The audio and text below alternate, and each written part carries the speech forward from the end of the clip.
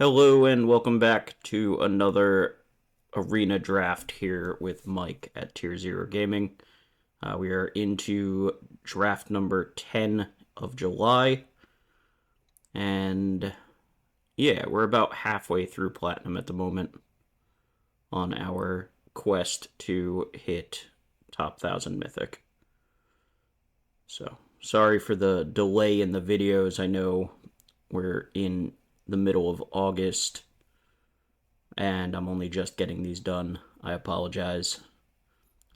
In the future, I'll start recording these live rather than sitting back through them and putting captions over it, basically. It just wasn't feasible at the time, but I think I have a setup where I'll be able to do that in the future. But anyway, so pack one, pick one. We've got some good cards in this pack. So we've got 6 Proud Pack Rhino, Ghostfire Slice, Galvanic Discharge. I'm going to take the cool rare and see where that leads me. But there was very good. That was a very good pack. It's much better to have options than, to wind up with one of the dud packs where everything you take is pretty medium. But we're going to go 6 into Annoyed Altasaur. Rebuying Annoyed Altasaur with 6 is kind of incredible. But it's not going to happen terribly often. That's a lot of mana and a land you have to discard. But if you do get to do it, man, does it feel good. But, so yeah. Annoyed Altasaur, just a powerful uncommon in this set. 6/5 reach, trample, and then you get another spell. Just a lot of pressure for your opponent to kind of deal with. That said, it's not the end-all be-all. Eldrazi at common that are the same size or outsize the Altasaur. But still, very powerful card.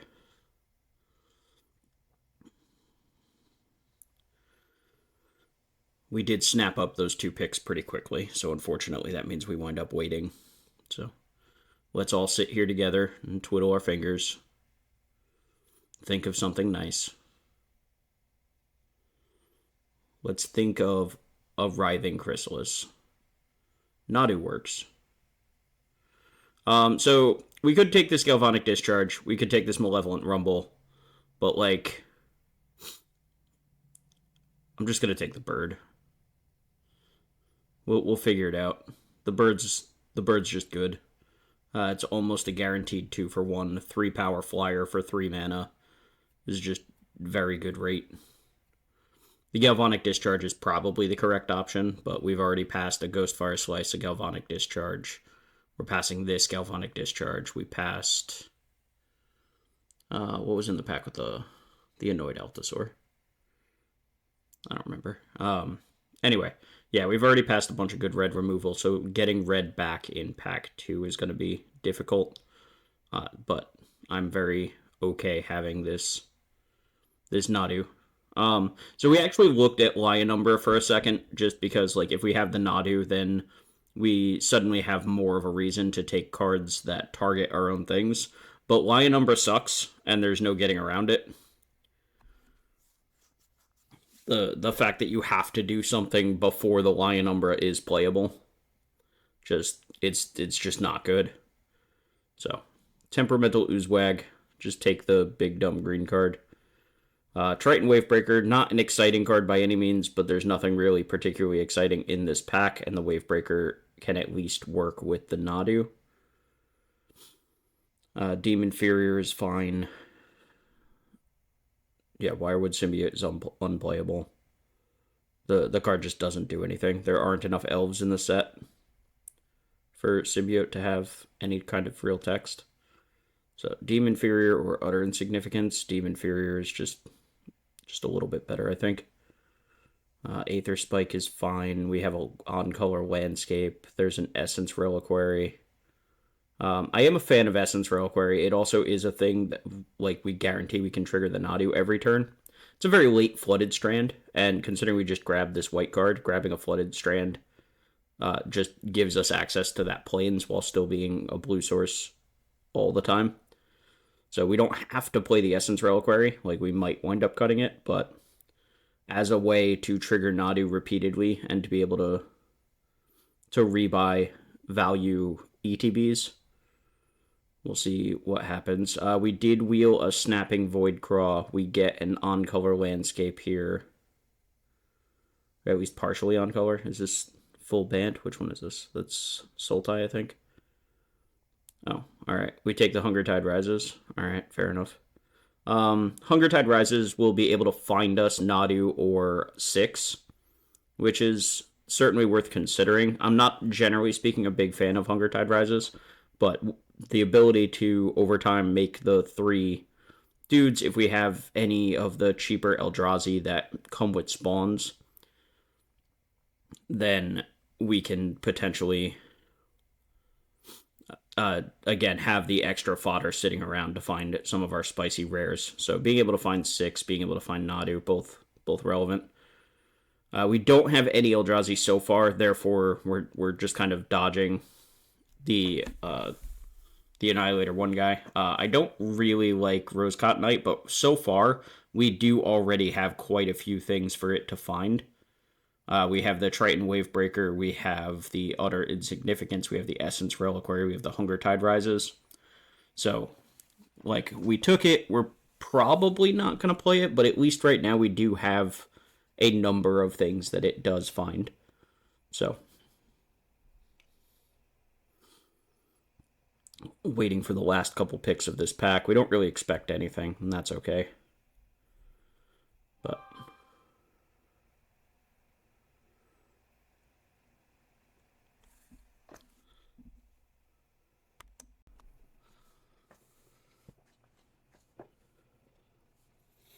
back to waiting. So where are we at so far? Second Rose-Cotton Knight that we don't want. So we're very much on blue-green. Our Essence Reliquary targets, we don't have a ton, but worst case, it's still... Oh, wait, there's a Springheart Nintuku. That's a good pickup.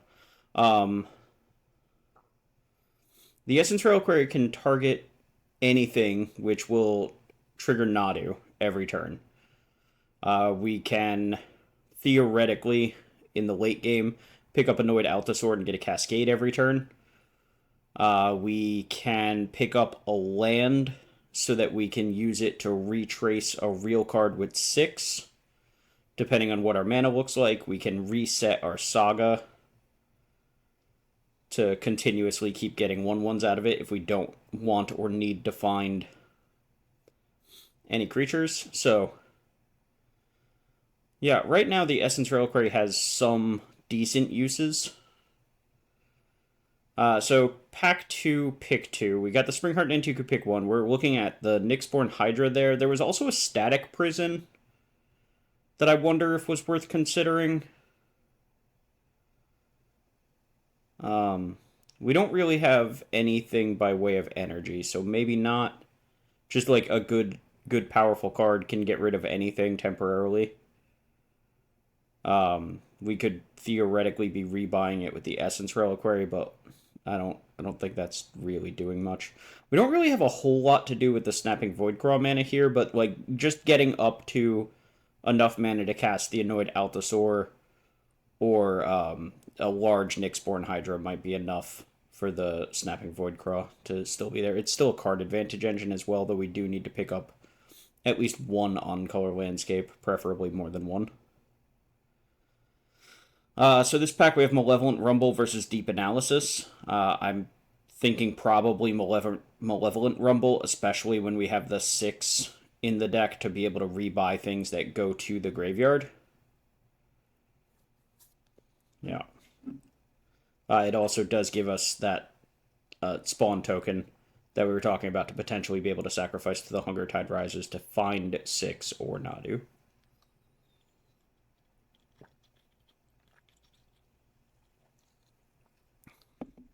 So, pick 4. There's 3 rares in the pack, and none of them are particularly exciting for us. Rao, obviously, is nowhere close to what we're doing. Some giant 5-color Eldrazi is nowhere close to what we're doing. Pearlier is fine, but we're not a deck that's likely to be playing double white here. That said, there's no green or blue cards that we're going to play, so I assume that this Pearlier is going to get thrown to the sideboard, though.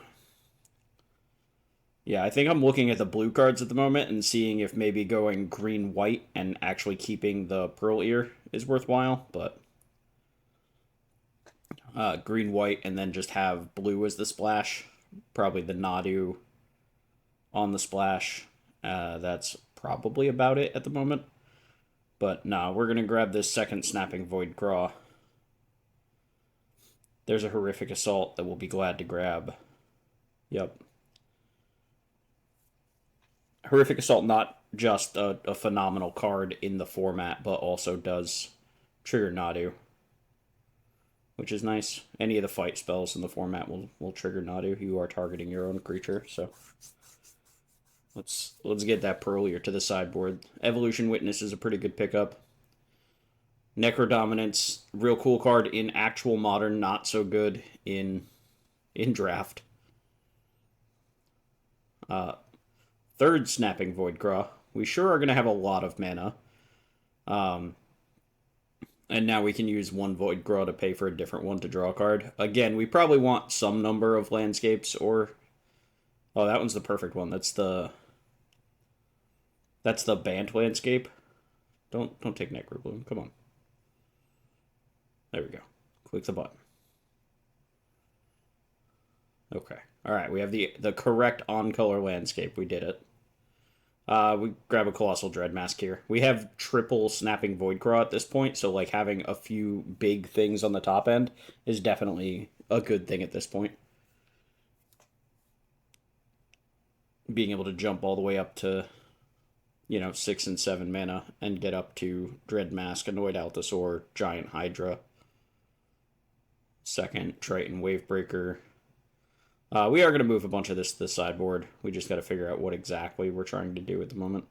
This pack kind of sucks. We have Malevolent Rumble or Decree of Justice. Looking at it now, with triple Snapping Voidcraw, I almost want to grab that Decree of Justice. But, whatever. It's Horrific Assault. Grist doesn't actually do anything. We're not very likely to get it back from the graveyard or anything else. Just take the Horrific Assault. Please. Yeah, okay, good. Good job, past me, you did it. Here's just another Malevolent Rumble. Over kind of nothing, right? Like, I mean, I guess the Deceptive Landscape is fine too, but... Okay. Okay, so the case to pick up the landscape here over the Rumble is just, right now we only have the one colorless source. Outside of the Void Craws themselves surviving. And just having better mana, and that landscape specifically. I think this should be a Brood Scale over a Battle Mage, just because we're a little light on... Wow. That's a Wrath of the Skies. I was going to say because we're a little light on colorless sources. Wrath of the Skies just floating around the table is wild. But what are you going to do? 2 Hope-Ender Coatls in the same pack. I mean, we'll grab one. This Pearlier is going to go. There's no way we're playing a double white card. The Triton Wavebreakers are pretty unlikely.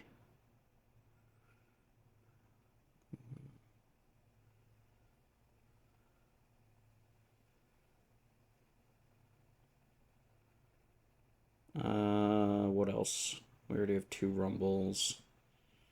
I'm not a big fan of that Battle Mage, but we'll see. Grabbing another Bant landscape is great. I didn't see what the cut there was. Oh, I think it was the Wirewood Symbiote that shouldn't have been in the deck in the first place.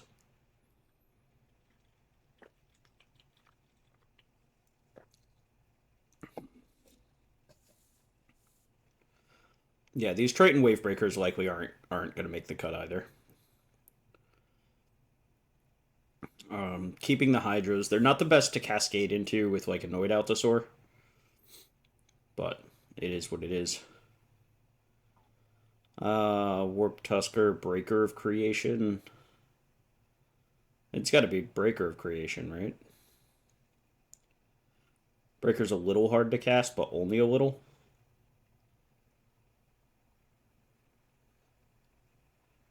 I don't think. I don't think so. It's Breaker. Yeah. Nope. Did we run out of time? Did we figure out it was Breaker, but we ran out of time? That sucks. Oh well. We should have a Breaker of Creation here, and we don't, and I'm sad about it now. Sage is whatever. Hunger Tide Rises is whatever. Worn Power Stone is whatever. I don't think I'm playing any of these.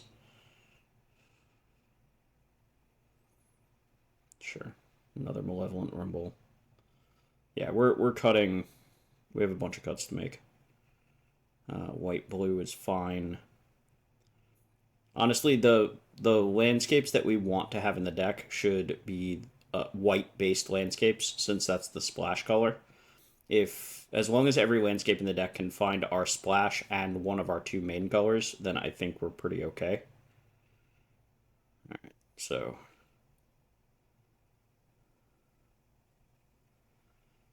all right, so what is Draftsmith trying to get us to do here? Trim one of the Void Craws, cut the Essence Reliquary, but keep the Pearl Ear.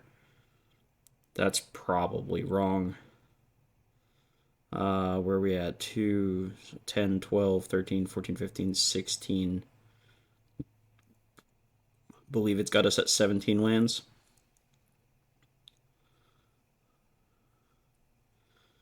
I think we're counting the number of ways to target for Nadu. Dread Mask like sort of counts. So we have 2, 4, 5, 6 ways of targeting our own creatures. We make that 7 by getting the Essence Reliquary back. Again, I think cutting the Pearl Ear makes sense. I don't really want the Pearl Ear here. Both double white is too much of an ask from this mana base. But also, we only have 1, 2, 3, 4 things that'll trigger the Pearl Ear, and most of them won't do it by themselves. Yeah, get Pearl Ear out of here. And then I don't really love the Kozilek's Unsealing here either. We just don't have the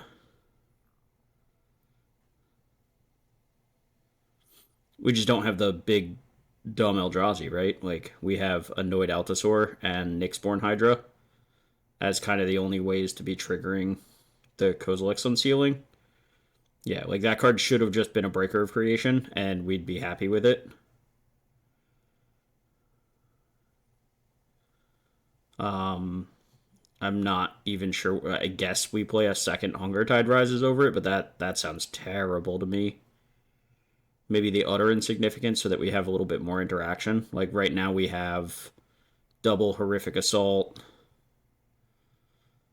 and Demon Furier. Double Horrific Assault, Demon Furier, and then we have like Hope Ender Kawato on Waterscape Battle Mage. Yeah, I think this Kozilek's Unsealing just needs to be an Utter Insignificance.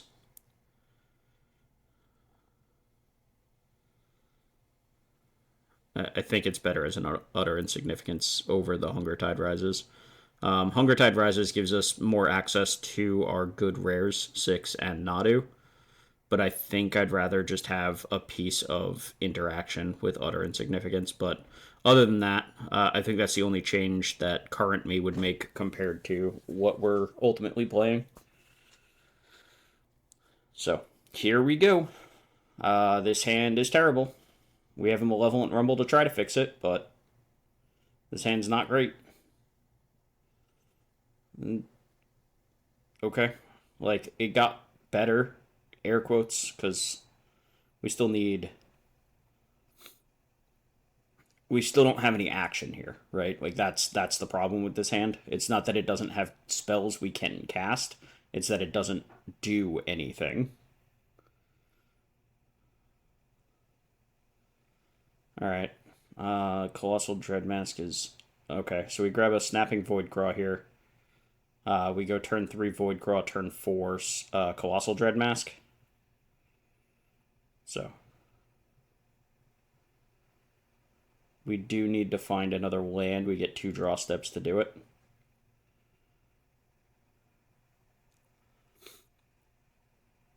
Alright. Glyph Elemental and the Unicorn. I assume they have a land drop here. Yep. Okay. In for 3. We take 3.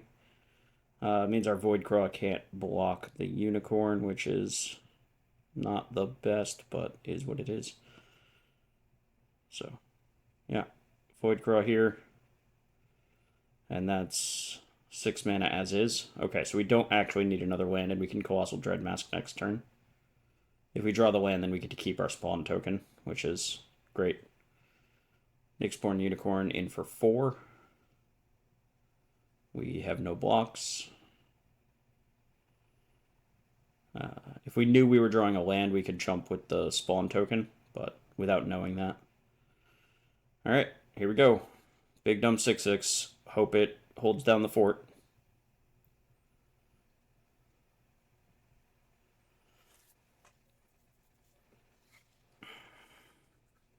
And we do have 17 lands in the deck, so we hopefully will find some more lands in the near future. We milled 1 with Malevolent Rumble. I believe the Rumble showed us second Rumble, 2 Voidcraws, and a land. Alright, so we're blocking here. Siege Smash is bad. Wing It is also bad. Not really much we can do about that.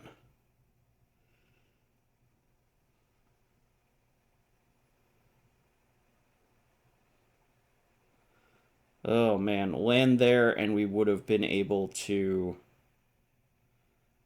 equip plus potentially Horrific Assault if we drew a forest. But no such luck. Yeah. Here's Evolution Witness and just go to find a land and hope that they don't have an instant speed kill spell here. I just need a mana. There's no reason not to get the Tranquil Landscape specifically since it finds all 3 of our colors. Like, it's just the arbitrarily correct landscape here.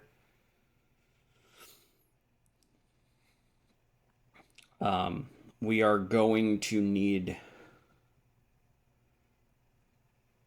to do something quickly about this Unicorn. Because it is representing a 2-turn... Well, presumably, assuming our opponent finds a land or does literally anything, basically a 2-turn clock. We do have the Nyxborn Hydra, so we can potentially make a very large reach blocker. Assuming we find a 3rd forest here with this Tranquil Landscape. They played the land, so they are, in fact, on a 2-turn clock. Notably, we would have been dead to the Boros Modal Dual-Face card. That doubles... Okay, that doubles the power and toughness, or the power and first strike, or something like that. It would have killed us. I think we... So, like... I think we needed the second green source there. Because we kind of needed to bestow plus shoot with Horrific Assault, but I don't even know if we have enough mana at this point. Yeah, doing that to the Unicorn is all well and good. It stops it from flying, but they still have the Glyph Elemental. That's very, very large. We can Horrific Assault to shoot the Skoa. Okay, we can double shoot the Glyph Elemental. That's fine. And that gives us a trade with the Skoa if our opponent can't get the Evolution Witness out of the way. Which I'm going to guess they can, but we'll see. They're just attacking. That's good for us. Like, just attacking means we get to block. Yeah. Okay. I mean, it ate a removal spell, but it still got to block first. We can play a 4/5 Nyxborn Hydra next turn without drawing a land. So we're not dead yet.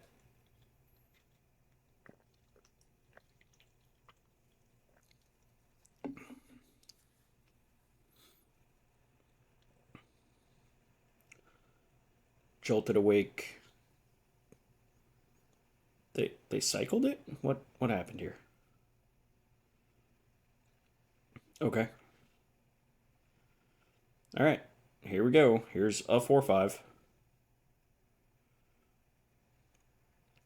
Not exciting, but right now it's holding down the fort.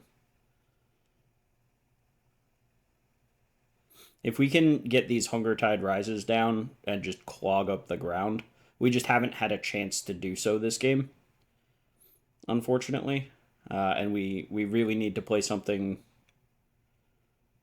Yeah, okay. So this is terrible. The fact that they hit the land means that the Glyph Elemental with the Unicorn gets to just be out of reach. And now our Hydra is chump blocking rather than eating something. And I think that this 6 is just too little too late. We just stumbled on lands for way too long that game, unfortunately. So back down into the bottom half of Platinum. I don't know that I can't think of any like major mess ups on our part other than like potentially mulliganing that opening hand because it didn't do anything. But like we did get a little bit unlucky to just not find mana for a large portion of that game. We were relying on a Void Craw to just kind of like hold the fort down basically, and our opponent outsized it very quickly. So it is what it is. That game went about as badly as it could, and we still put up a fight and put ourselves in a position where we could win it.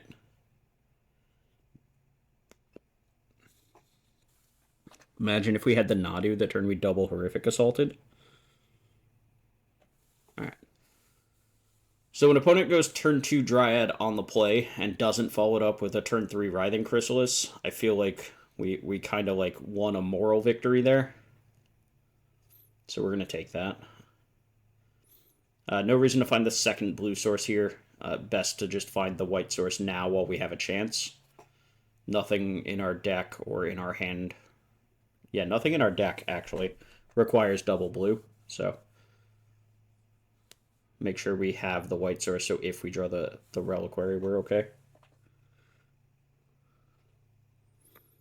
Since we have the Wastegate Battle Mage, I think, like, if we draw a landscape, I'm pretty sure we're just supposed to hang on to it. Just in general. I don't mean just this game, just in general. Seeing the Wastegate just made me think about it. Alright, Hydra Trainer, that's mostly fine. Yeah, get an attack. If they're not going to use the mana, they could have attacked with the Dryad as well. Like, there's no way I block it here. So we have not a whole lot to do.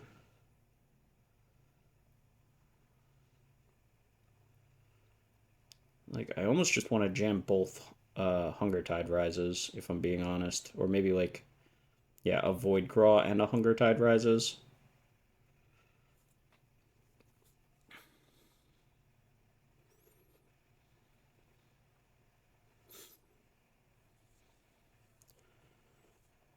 We can let them spend their mana on the Hydra Trainer, get an attack in, and then we can bounce it with the Wastegate, I think. I don't know. We'll see.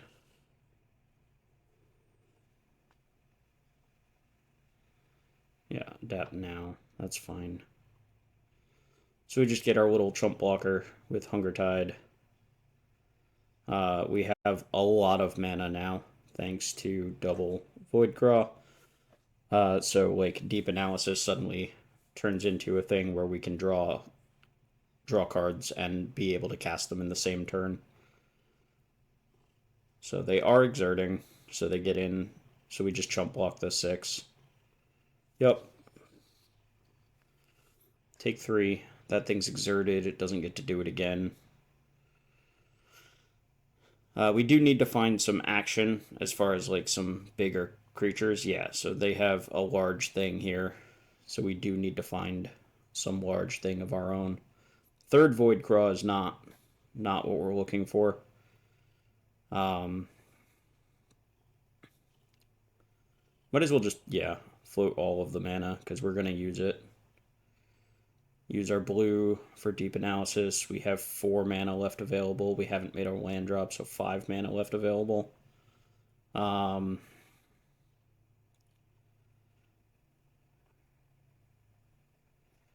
don't have any artifacts or enchantments, so this is just bounce a thing.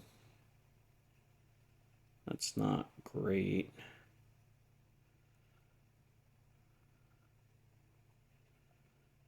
Yeah, the fact that we haven't been able to put any, like, real threat into play at any point. Like, this Horrific Assault is just kind of stuck in our hand at the moment. Yeah. So if we were going to deep analysis, we should have done this before we played the Hungertide Rises, but that's okay. So we have an Nantuku, but nothing worth copying at the moment. Malevolent Rumble hopefully can dig us to some gas. We did draw 4 cards that turn, which is nice, but we do need to find some of our, like, actual threatening creatures, because right now we're just kind of getting beat up by mid-sized stuff and chumping whatever the big thing is. So, like, our deck is kind of doing the thing it's supposed to do. Like, we're buying time. The Hungertide Rises is just going to chump block for almost forever, but we do need to find some of our real threats, which unfortunately we don't have very many of, right? Like, we have the Colossal Dread Mask, we have the Annoyed Altasaur, but our top end is a little lacking considering that we have all the mana in the Void Craws, which is something that we brought up during deck construction, that we really kind of wanted, kind of needed 1 or 2 more just big payoffs considering the mana that we have access to. We do have 2 Nyxborn Hydras, notably, and just bestowing that onto one of these 1/1 insect tokens, just so that we have the big dumb body, and the ability for it to fall off after the fact. Alright, so we drew a landscape, which is fine. How much mana do we have? 2, 4, 6, 8, 10. We have 10 mana total, but we only have access to 2 green. So if we bestow the Nyxborn Hydra, then we can't cast another green card.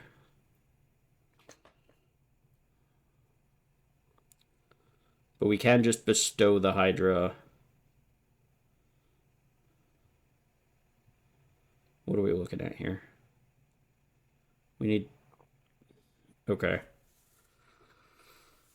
So if we're just casting the Hydra, then there's potential to get blown up by a removal spell, but...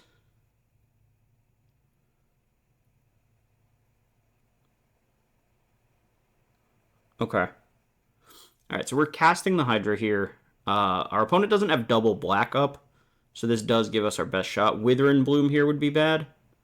No Wither and Bloom, so we get to shoot down the biggest threat, have the biggest thing in play, and have gained 3 life off of the Horrific Assault. So all in all, that went literally as well as it possibly could for us. Wither and Bloom would have been terrible. It doesn't look like they didn't have double black up, so we didn't have to worry about Fell the Profane or... sorry, the name's escaping me, but the hero's downfall that gains life.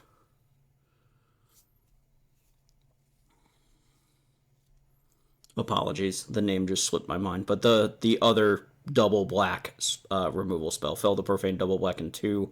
The one that I can't think of the name of, double black and 1. Annoyed Altasaur is a great top deck here. Alright, so we're going to sacrifice 3. And now, do we want to find Nadu, or do we want to find 6? Because those are the 2 things in our deck. Sure. So we find Nadu. We have a Springheart Nantuku that can target we can kind of see what we do with this Annoyed Altasaur. And Arena has been really bad. Yeah, sure. Whatever. We're just going to cast it. It just gives us another body. Arena has been real bad about not wanting to use our Void Claws as mana, but most of these turns we've just wanted to make sure that we're using them.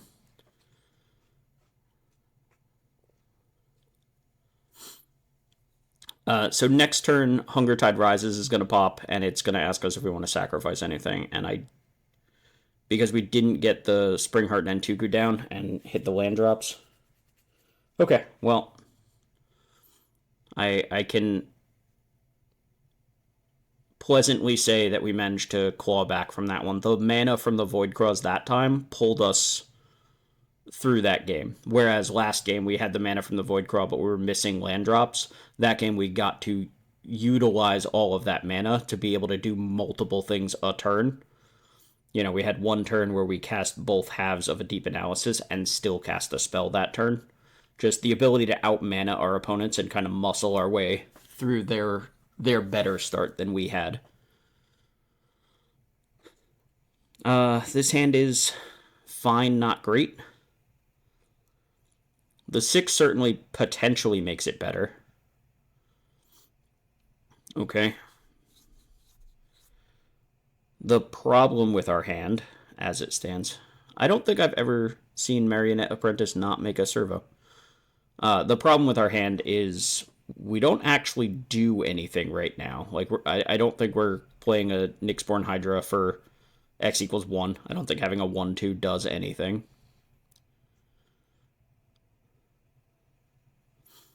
Okay, so we play the 6.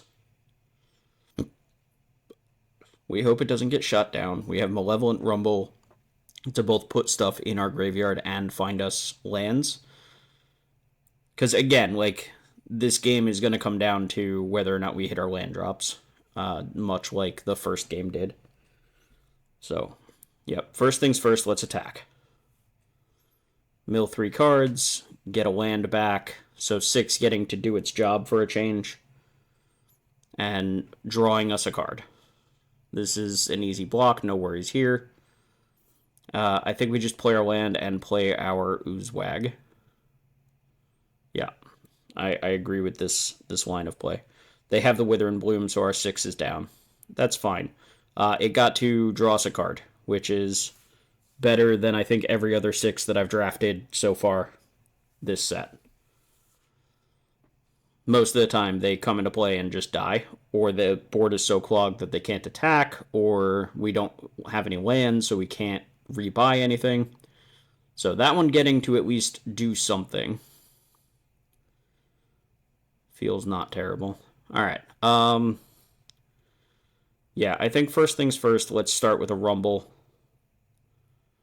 I kind of just want the land, if I'm being honest, but it's hard to pass up Evolution Witness. We do have another Rumble.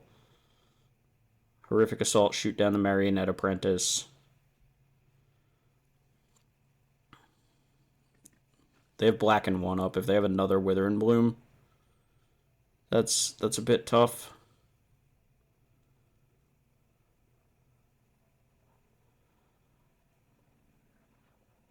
They do have another Wither and Bloom. Okay. Alright. That's, this is not great, but what are you gonna do? We do have the spawn tokens. We do gain 3 life, so that's cute.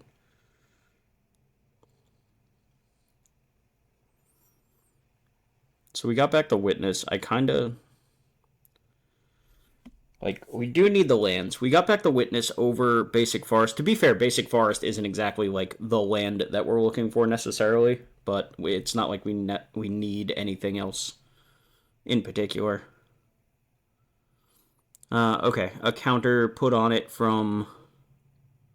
Ew. Okay, so Wither and Bloom put a counter on the Brood Scale, which triggered it to make a spawn token, and now they have a Horrific Assault to follow up and get our Oozewag out of the way. So now they get a, chunky attack in, which stinks, but oh well. 4, 5. That's not a land either. So we have to... We're kind of priced into Malevolent Rumble again. We can play a Hydra as a 4/5, but like we know they have another Wither and Bloom, so like we know for a fact that they can make their guy a 5/5. So that's not very exciting. We can play Evolution Witness and adapt it.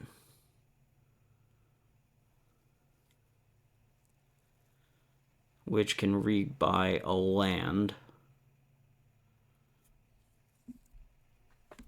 They do have double black and 1 open, so like waiting to evolve versus evolving right away kinda it doesn't matter. We could have upkeep stopped them if we were that worried about it, but this way we get to block and try to evolve.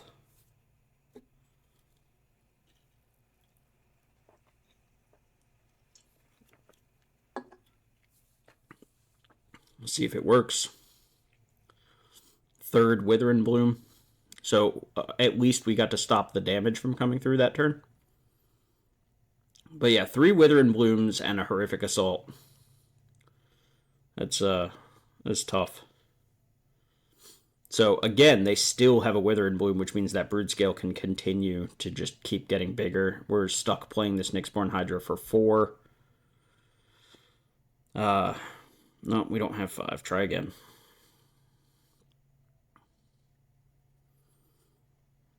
Yeah. All this kind of stinks. That Brood Scale is going to get a hit in no matter what. They have 2 damage showing from the spawn token sacrificing to the Marionette Apprentice. They still have another Wither and Bloom. Yeah. This is looking terrible. We found a land, but I think it's too little too late.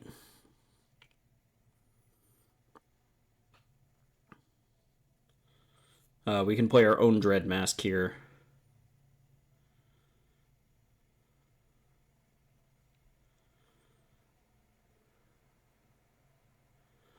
The thing is the Marionette Apprentice makes it so that it starts to get very difficult to even trade off with our opponent. Yeah. So like this turn they attack with 2 6s and the Apprentice. And now if we block the Apprentice, they just sacrifice the 2 spawns before the Apprentice dies, and we die.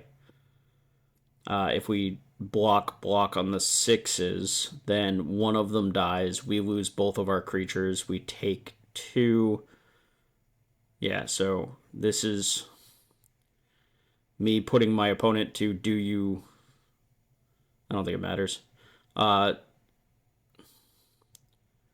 don't even know if I saw it, but like it... We're very obviously dead with this block if our opponent sees what they're doing, and they do. So we're very obviously dead. So ow, take 6. Yeah. The game is over. So again, we're losing another game where we just kind of stumble on mana, which is unfortunate. Never a good feeling to like have the cards in your hand and just be like, all right, if I draw a land at any point, we're doing okay. Yeah, we're double checking our lands here. Like, am I crazy? How many lands do we have? 7, 10, 11, 12, 13, 14, 15. We only have 16? Okay.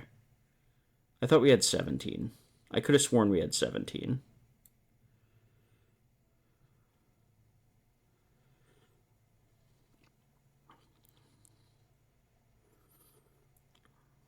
$16 is significantly worse. I would legitimately thought we had 17 last time we looked at it.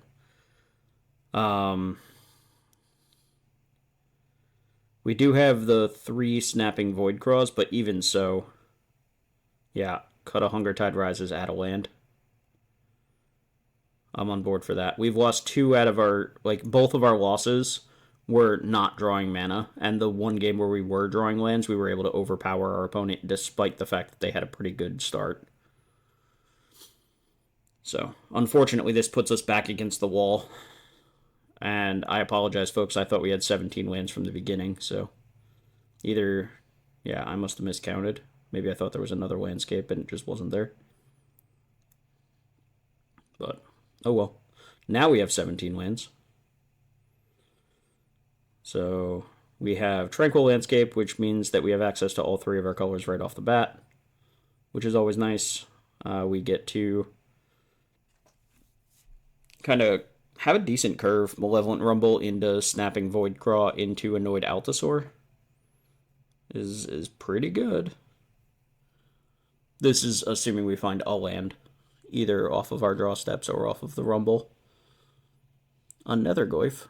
Hello there, friend.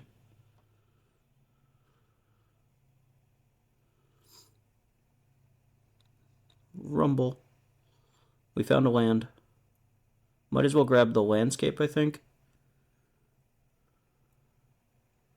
There's no reason not to grab the landscape here.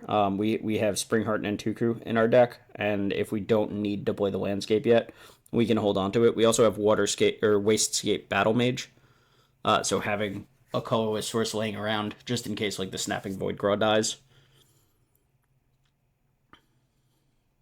So we do have to play the island this turn if we intend to curve out with the Voidcraw, which thank you for having an option and catching that, Arena. So yeah, we don't have the second green source is the only issue. So if we had grabbed Forest, then we're guaranteed to slam Annoyed Altasaur next turn. Without the second Forest, we aren't guaranteed to cast it, but like if our opponent's doing nothing, then we're perfectly happy to sit around. We can cast a second Voidcraw plus a Hunger Tide Rises, or the Deep Analysis here. Draw some cards. We can still play a Hunger Tide Rises, but we have to sacrifice our guy. I don't know if I want to. Okay. Apparently we're fine with it.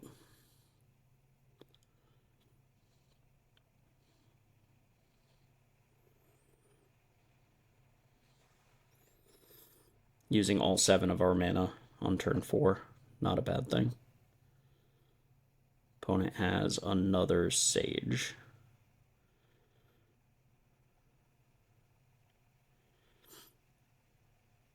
Okay, so we have a bunch of mana. We don't have the double green at the moment, so we do need to find that. We can hold up the Hope Ender Coatl here. We cannot hold it up if we cast the Voidcraw, unfortunately. Doing nothing is a little sketchy here, though we can activate our Snapping Voidcraw and draw a card. So it's not a complete waste.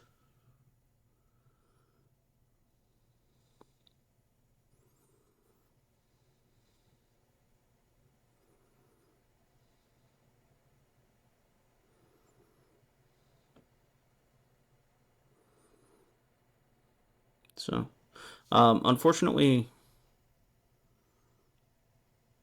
does that landscape find green? I'm not sure that landscape finds green. I think we needed to pay attention to which landscape Auto Tapper was going to use.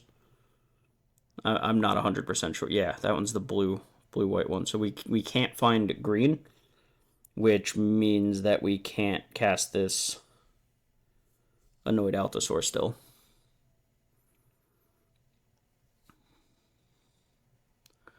That's quite annoying, honestly.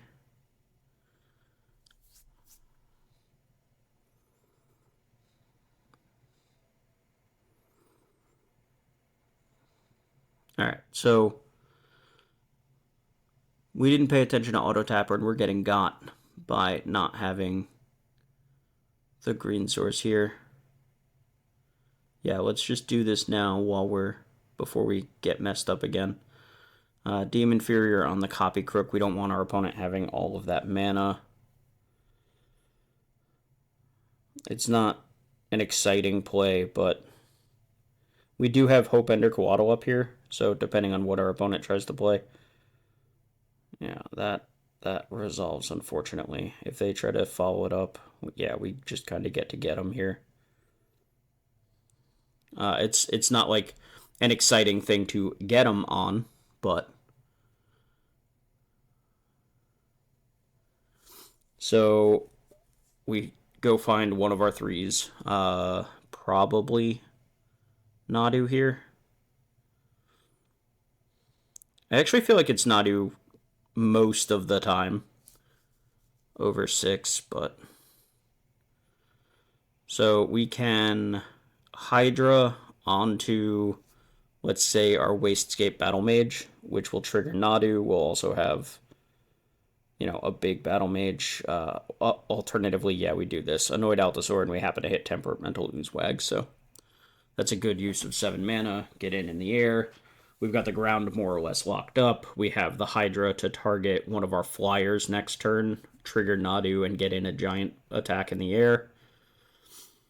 Copy Crook can copy whatever it wants.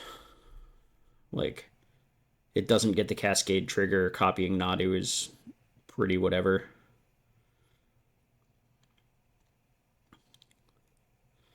How much mana do we have? Okay, we just put this on. It gives trample, right? Yeah, so. Yeah, just put it on the flyer. Tap out for it. Trigger Nadu. We could have attacked with our own Nadu there. Like, all they can do is kind of bounce off of it. This is just absorbing 4 damage. Alright, they're at 8. We have a whole lot of power, plus a potentially adapted Oozewag coming next turn. So this game looks pretty good for us.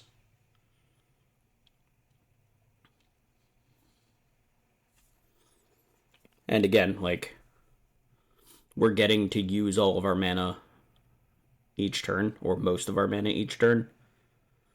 And we're not missing land drops, so we're going to be 2-2, and well, we're probably going to be 2-2. Let's put it that way. Okay.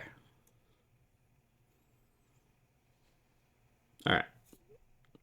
I hadn't done the math there. I don't know if opponent was actually dead, but they're not playing it out either way, so we'll take it. Moving on to the next. So we're 2-2, and the game is entirely boiled down to whether or not we drew lands, which is wild. The Hunger Tide Rises has proven to be pretty good in this deck. When we've drawn it, we've been able to find, like, we've been able to chump block sometimes to buy us time, and we've been able to find, one of our best cards in Nadu a couple times. So cheers to a card that, generally speaking, I'm not a big fan of, has been doing pretty good work in this deck. Playing against number 59 ranked dude. Or I don't know. Anyway, congratulations on the rank. That's very high. I don't think I've gotten into double digits. Pretty sure I've always been triple digit every time I've hit Mythic. But my personal best, I think, is 356. Something like that. 350 something. But okay, well, we're just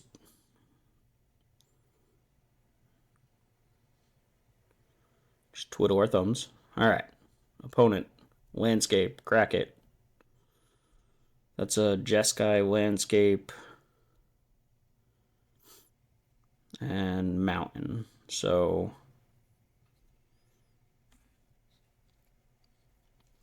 Boros or full on Jeskai, most likely.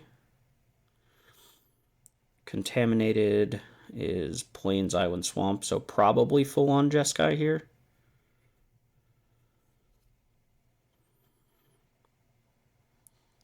Okay, we're going to lead off finding our white source since we have both other colors locked up already.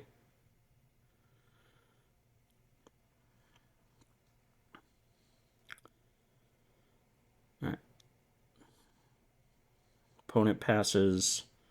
I think so. If opponent is just content to do nothing, We also have a Hope-Ender Coatl, so I think we're also content to do nothing. We don't want to just jam like our Nadu or 6 or Voidcraw into a Hope-Ender Coatl from our opponent here. Is kind of the big thing. Now that we have the 1 to pay, I could see jamming the Nadu, but yeah, I was going to say, I also kind of like just playing the Malevolent Rumble here. If our opponent counterspells the Rumble, we don't really care that much. I think we just want to land here. Just make sure we hit our land drops. And now we still have our Hope Ender up.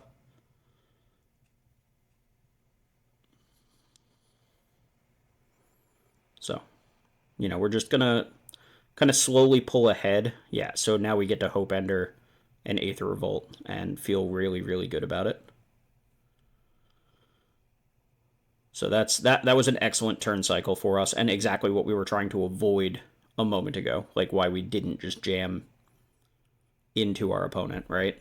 So now suddenly our board is good threatening flyers versus getting rid of our opponent's like build around rare. Let's see if they get a white source here. They do, so they are full on Jeskai. And a, yep, Boros MDFC in for 5 in the air. If our opponent has removal or anything, we at least get our Nadu triggers.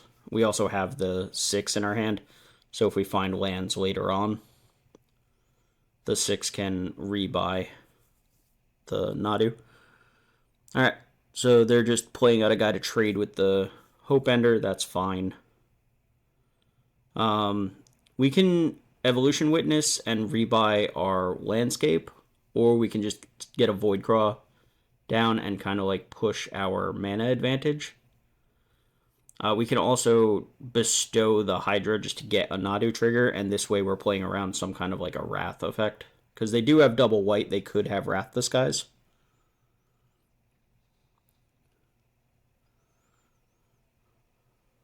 Okay.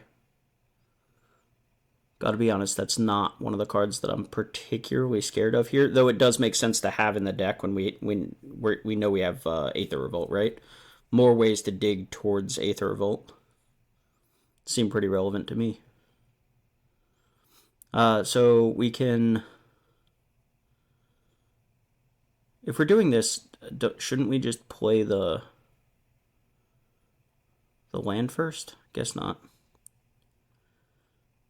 Okay. So presumably we're holding the land for the 6, just like in case they deal with our Nadu. But bestowing onto the Voidcraw, we now have a 4-power creature on the ground. Nadu obviously can attack in the air, and this puts them into a spot with no blocks, and we got a Nadu trigger, which ramped us, which is fantastic. We have the Wastescape Battle Mage still sitting around. Wrath of the Skies is still bad for us. No two ways about that. But at least we're getting to push some extra damage, and we do have a good amount of cards left over in case they do have the Wrath of the Skies.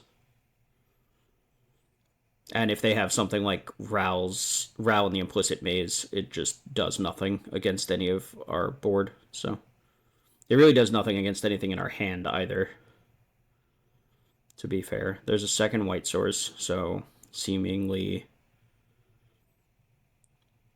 is blue the splash. All right, Galvanic Discharge, trigger the Nadu. So we get to draw a card here. They do get to clear the Nadu, but we have the 6 to rebuy it.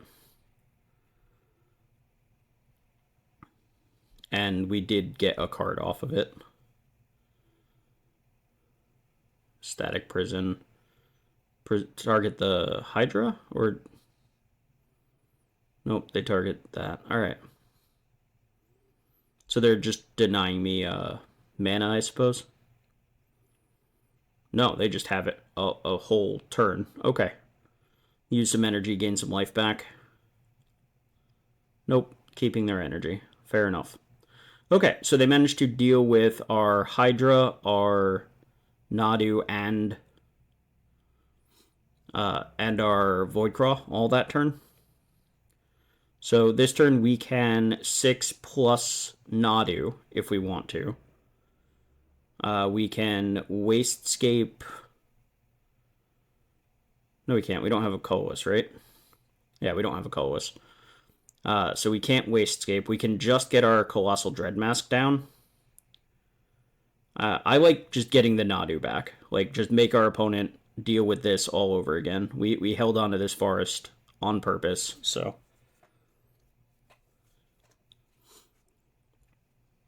If we find a landscape, we can Battle Mage to clear either the Static Prison or the Dog Umbra. I think we just clear the Static Prison. If we really want to, we can deem inferior the Nyxborn Hydra, which will both trigger Nadu and let us recast the Hydra again, this time bigger, potentially. Okay. Opponent just isn't trying to deal with the Nadu again, I guess. So. Yay. We beat number 59 Mythic. That makes us better, right? So that puts us at functionally number 58 Mythic. 59, or we just take their spot. Is that Highlander rules? We just get to skip Diamond altogether, right? That's how this works. It's not how it works. I don't love this keep. We have the Malevolent Rumble, and I guess I'm banking on that to find me mana. But as we've seen with this deck dies if it doesn't draw lands. So, like, this keep is a little sketchy to me. The landscape I think we have to get. Can this one? This is either white or green, so it has to be the white source here. So we don't even have a blue source yet. So this Rumble has to find a blue source, and if we get Aether Spiked here, I'm going to be super sad about it. Okay, we didn't. We get the blue source.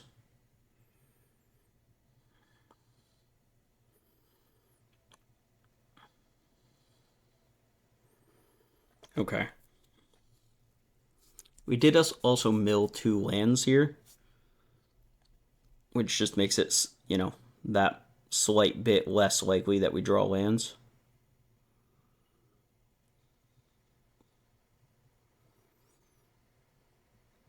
So, 2 top from the Serum Visionary. Alright, we have the blue source. Just get the Void Craw down. We did draw another land, which means we do potentially have the mana advantage that we were hoping for. Alright, second Aether Revolt. Last opponent had one as well. Makes me wish we had left up the Hope Ender Koanal, but it is what it is. Alright, so land Dreadmask. Yep. Just get this down. We have a big dumb idiot as quick as possible. So, turn 4 Colossal Dreadmaw. That can move around.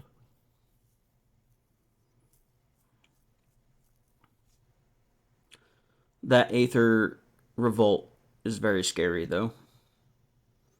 Like, Galvanic Discharge is just 1 mana, can kill a 6/6, or 1 mana, clear 2 X3s.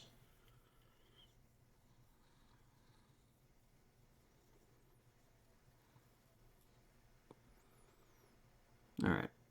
Bespoke Battle Wagon. A card that I've not personally found much success with, but I've also never been able to pair it with an Aether Revolt.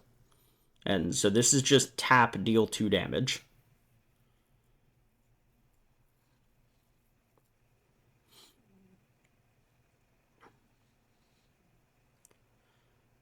So, alright.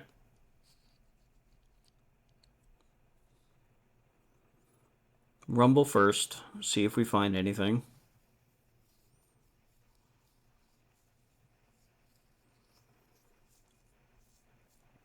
We certainly found something. What do we take here?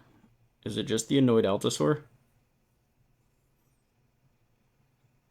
I think so. Like the Springheart Nentuku, we don't have anything worth putting it on at the moment. and we have 2 ways of rebuying it between 6 and Evolution Witness.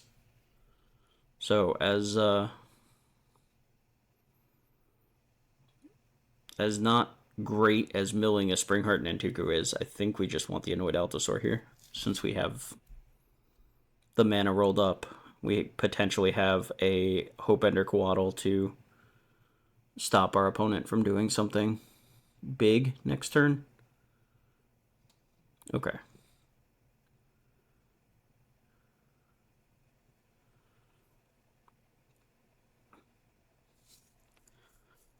As I mentioned during deck construction, the Essence Rare, we don't have anything that we want to pick up right this second, which is fine.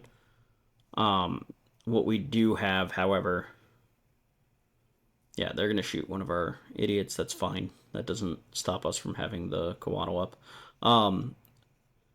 The Essence Reliquary being able to pick up the lands, if we do get back that Springheart Nantuko at some point, if we, like, there's a potential that we can just start chaining Springheart Nantuko and Evolution Witness. Because Essence Reliquary can just make sure that we have a land drop every turn. We just keep making Evolution Witnesses, and it can rebuy all of the relevant cards in our graveyard over and over again. It does require us finding the Evolution Witness and it surviving the Battle Wagon Aether Revolt combo that my opponent has going on, but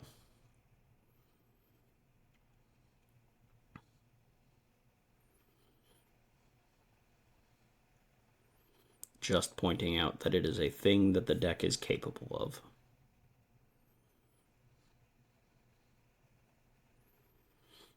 Alright, so no attacks, no plays. We're going to play our land. We're going to attack with our 6/6.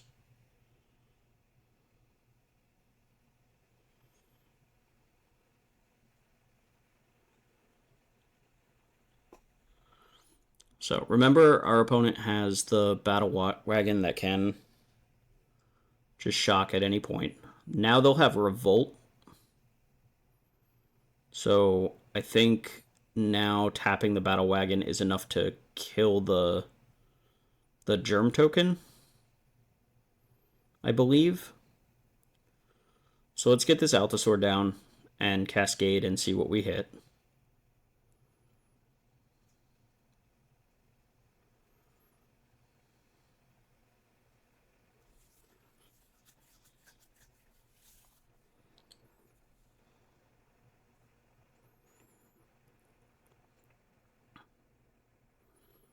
Waiting on opponent here. Yep.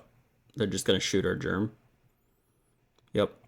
And it is 4 damage because the Aether Revolt adds 2 if you have Revolt. So, because the Serum Visionary died, tapping to add 2 energy is worth 4 damage.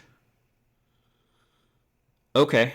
Aether Spike here, getting another 4 damage, which is probably going to clear our Voidgraw. Yeah.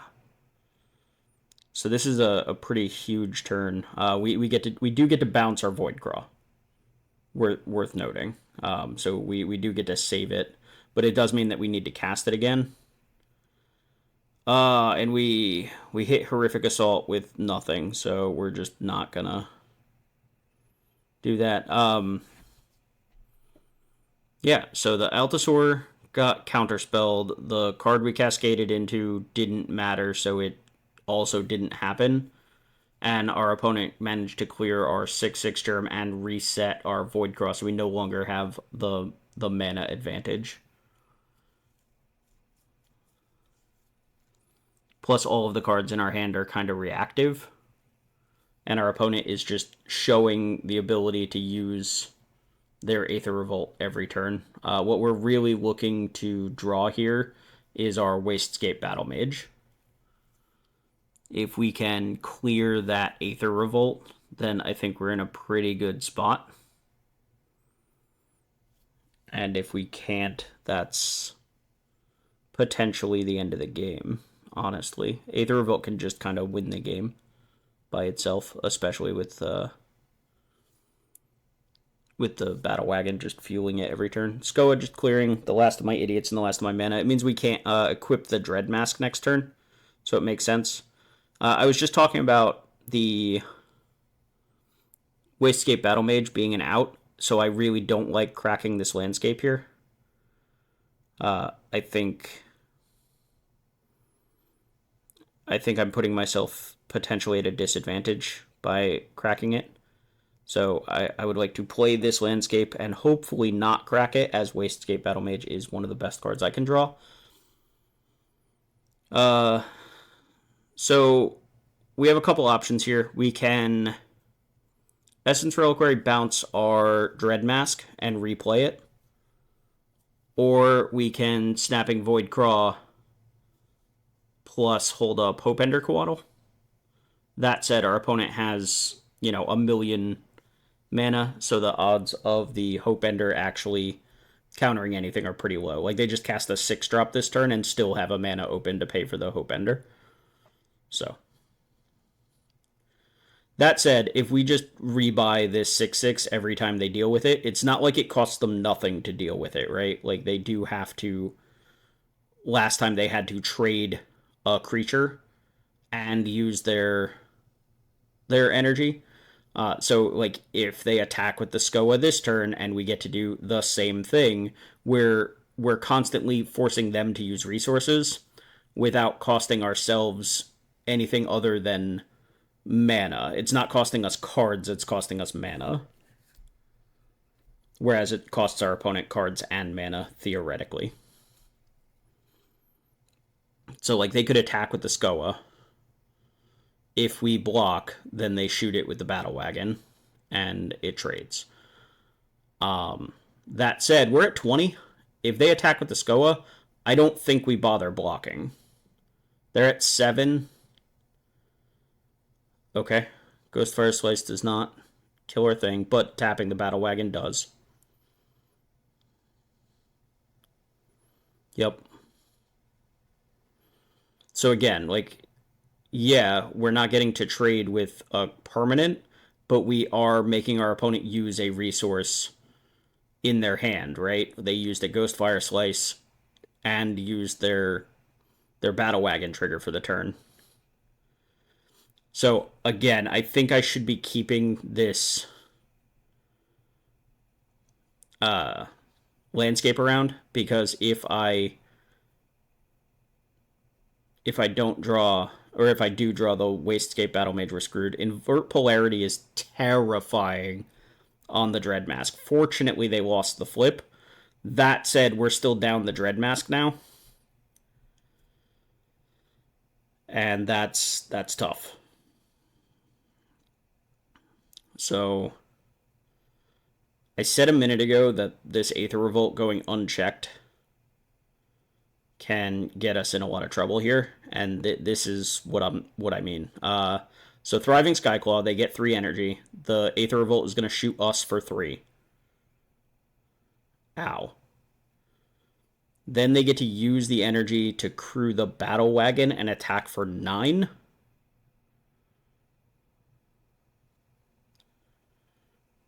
If they so desire.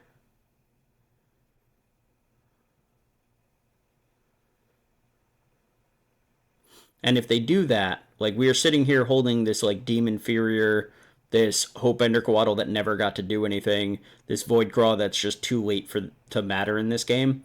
And the Demon Inferior, we can't bounce the Skoa because we'll be dead to it. We can't bounce the Skyclaw because we'll be dead to it. So yeah, this like one turn sequence just like went so horribly wrong for me.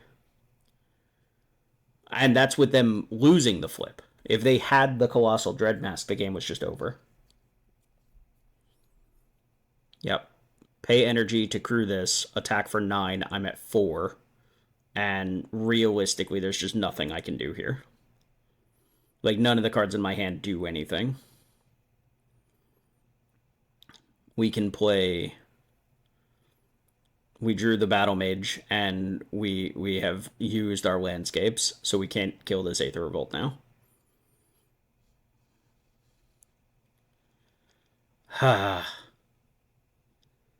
That's tough. In any case, well played, opponent. I don't see a way out of this. I can Hope Ender Coatl, Horrific Assault, shoot the Sky Claw, gain 3.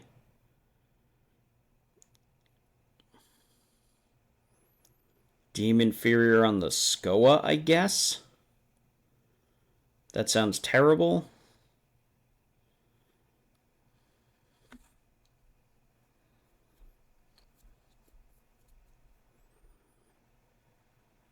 Alright. Yep. Okay.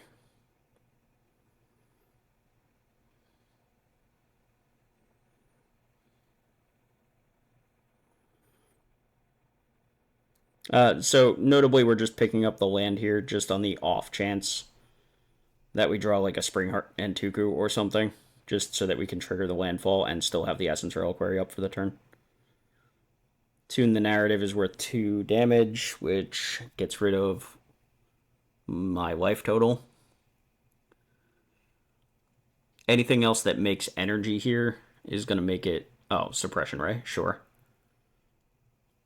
So Suppression Ray kills me in a couple different ways. They can tap the Skoa to crew the Battle Wagon and just attack for 5. I'm tapped out. They choose to attack with the Skoa, and now they just make energy with the Battle Wagon and shoot me that way. Either way, like, I'm dead 7 ways from Sunday with that Suppression Ray.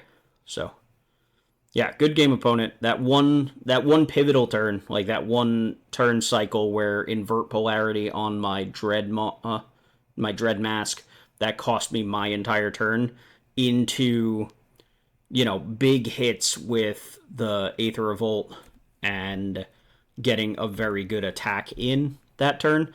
Well played from opponent. Just a very, very well-designed turn cycle, and they really capitalized on it. And we made the mistake. We drew the Battle Mage there at the end of the game, though it looked like it wouldn't have mattered. It would have, actually. I take that back. It did matter. If we had saved one of those landscapes, if we had just left it in play, not cracked it, then the Wastescape Battle Mage off the top lets us reset by killing the Aether Revolt itself. And then even the Suppression Ray, the Tune the Narrative would not have dealt the damage to us in the first place.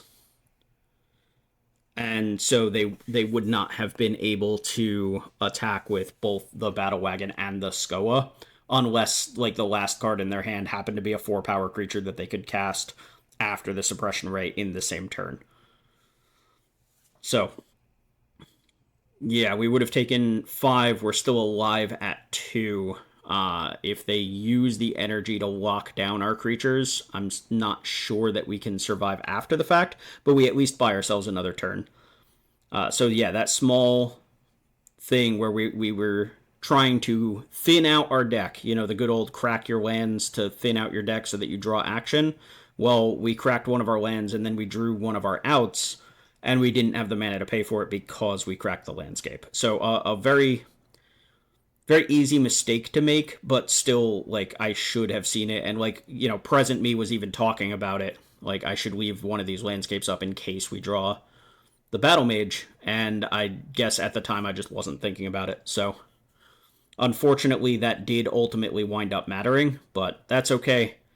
Another 3-3, so, like, not a good draft, but, we did, again, put ourselves back to the wall by losing 2 to our own mana, by not having the proper number of lands in our deck in the first place.